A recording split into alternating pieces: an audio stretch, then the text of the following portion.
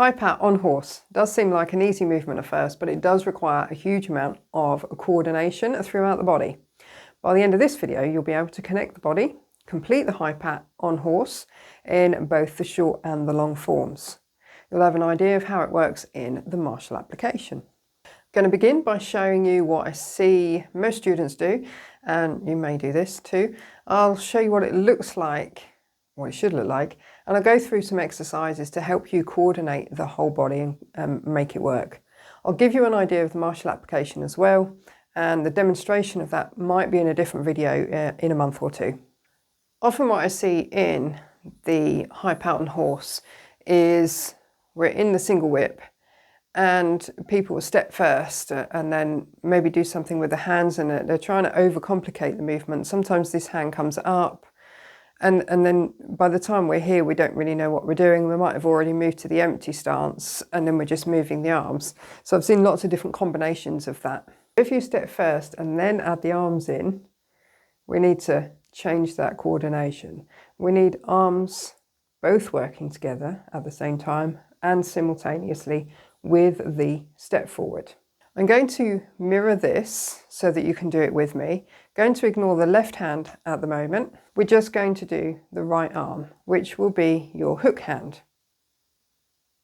So we're working just with the right side of the body, and we're going to think about the solid string from the ceiling through the middle of the head, down through the spine, all the way down.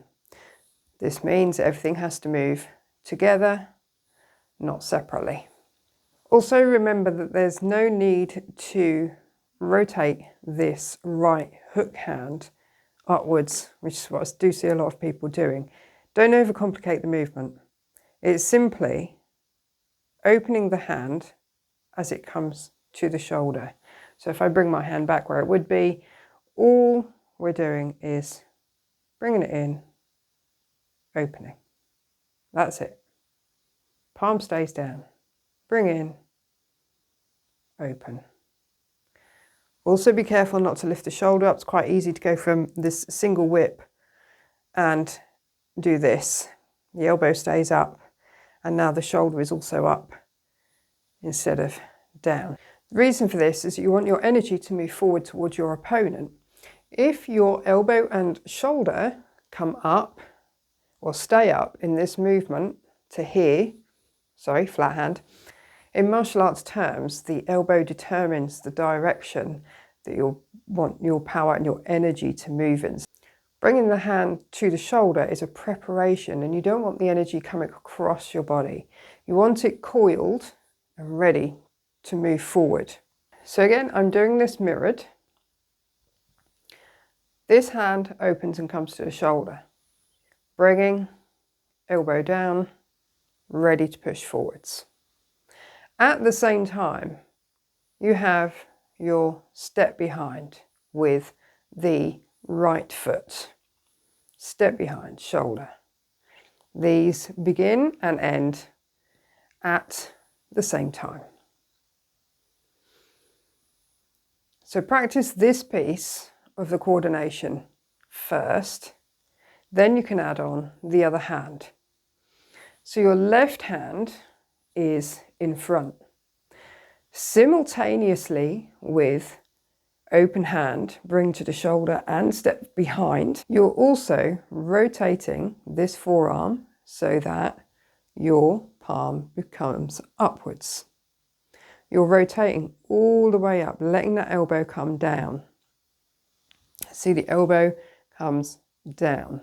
See, a lot of people do this rotation and the elbow comes out, elbow down. Again, this is direction where you want your power to go.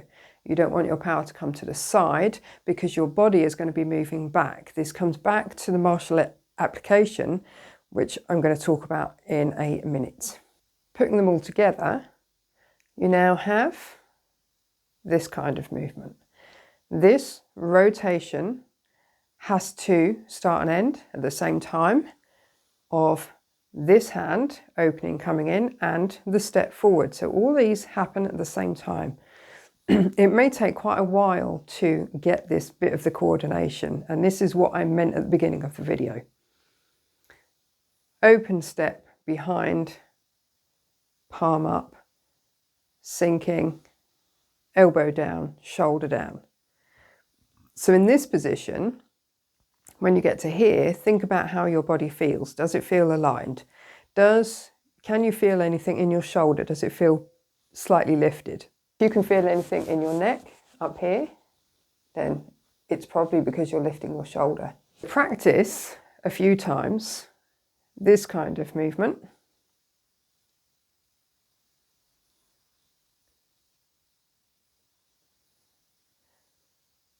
Before moving on to the next bit. The next piece of coordination comes when you are in this position and you need to move the body back and swap the hands. So these happen at the same time. This movement, forward and back. So you can just do this as its own individual movement. And then, of course, before you get to the end of the movement, try and feel where you might be able to lift that left foot to re-step onto the ball of the foot for the end of the empty stance. So we'll do it again. So very slowly, bring that in, step in, rotate. Move weight back, forward and back with the hands. Empty stance.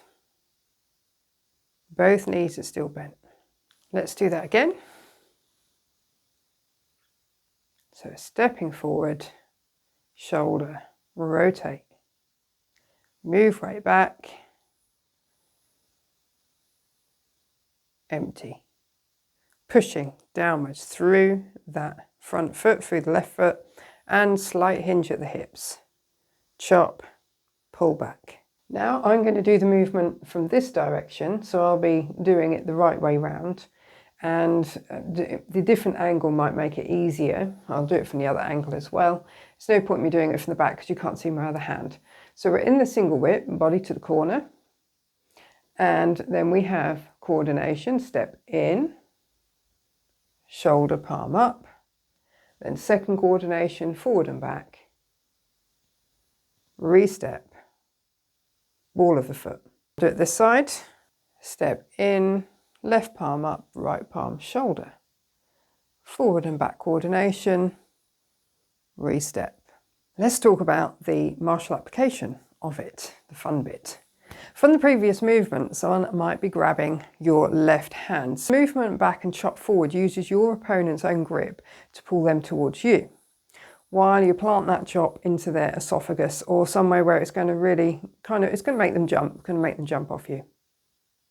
So if you imagine, this may look slow, but it does work in fast as well. If you imagine two cars moving together at 10 miles an hour, and by the time they hit each other, the combined speed is 20 miles an hour. So you're kind of doing the same thing. You've got your opponent coming forward, you're pushing. So in the martial application, if you was to do this at speed, martially, like that, A, that's going to make somebody jump, and B, because they're also moving towards you on the pull, because it's going to be a fast pull, that's going to hurt. Don't forget that any of these martial applications, like palm heel to the nose or a chop into the esophagus, could be quite dangerous, so don't practice these at full speed on people. The joy of Tai Chi is you can imagine that's what you're doing. Somebody you don't like? Excellent. Now there is an extra hidden martial arts secret in the empty stance, which is used in this movement. When you're in this position in the empty stance and you're pushing through that ball of the foot, but most of the weight is on the back, 70-30, you can also add in a nice little secret kick. So this kick could be a straight toe kick between the legs, or it could be a push kick to push somebody away from you. And make no mistake, these can both be very powerful, especially if you've already just used their energy to pull them towards you. They're not rooted at all. You, however, are perfectly rooted. And if they've still got hold of you, which after an esophagus chop, I shouldn't think they would have, but you can also use that push to kick them away, or you can do toe kick, which straight into the groin is going to hurt male or female. Don't get me wrong, it's just as bad for a female as it is for a man. If you can get your leg up and you're quite good, you can also kick to the face. The only way this works though is by having the weight in the correct place. So in martial terms, this would be cat stance, which is a type of back stance. It allows you to lift this knee and foot without showing your opponent that you're going to move. So if we was in bow stance, for example, forwards, if I wanted to kick my opponent with my front leg, I would have to move my body first and get my root, get my weight in the right place. So I'd probably also have to step back and then kick. They'd see that a mile off. Even in empty stance, if you had a bad empty stance and your weight was too far forward, you can't lift that leg properly. You certainly can't get any power into it. So you'd need to move your body weight back first before you could then lift that up. Obviously, it's not in the form, but it's suggested that it could be. Also, remember that when we're talking about using these as martial applications, a lot of people go, oh, Tai Chi would never work. Many of the movements in Tai Chi are exactly the same or very similar, just a little bit more ornate and pretty than what they are in things like karate or taekwondo. And they definitely do work. When you practice slowly and you learn the form, your body has the muscle memory to then do it quickly. So the coordination and body alignment in High Pat on Horse can be used for any of the Tai Chi movements or forms. See if you can apply them to some of the other movements, especially those in empty stance, like White Crane spreads wings. And I look forward to doing more videos and showing you exactly how to do that.